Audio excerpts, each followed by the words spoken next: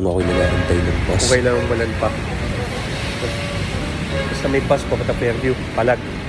Isang kanta para kay kumparing Ariel. Yes, sir.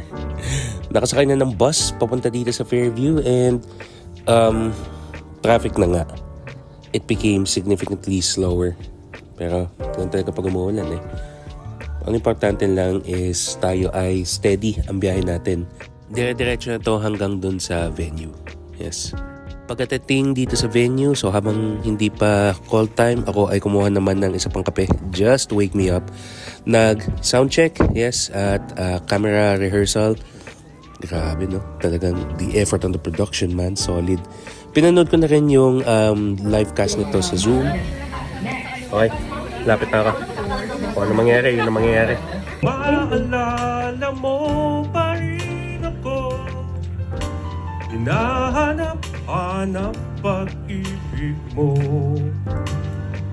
So shoutout sa mga tropa natin, si Max at saka si Pinoy Budgetarian. Sinuportahan din ng mga fellow MICC content creators na kasama natin. And yung special guest na si Maxie Anderson. Nakapagpa-picture din. So until next year ulit, congratulations everybody. Na-push natin.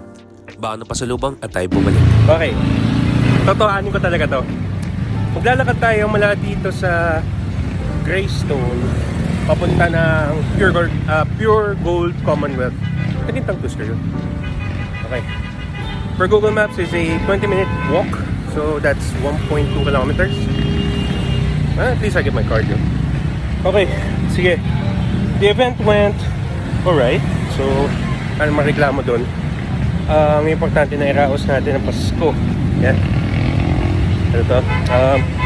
Since I don't really work in the corporate setting anymore, so department Christmas parties, kung makikita nyo ko sa ibang department, that's pretty much out of the question. So, mga pinapuntahan lang natin ay yung mga Christmas parties ng mga creative circles natin, which is, if you ask me, pretty interesting change of scenery.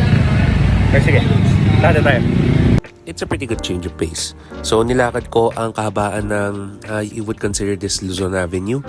Tapos mula doon ako ay nagabang dito sa may pa Pure Gold.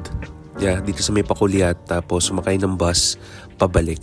Sir, it's a pretty interesting change of pace. So many more these holidays. Follow for more.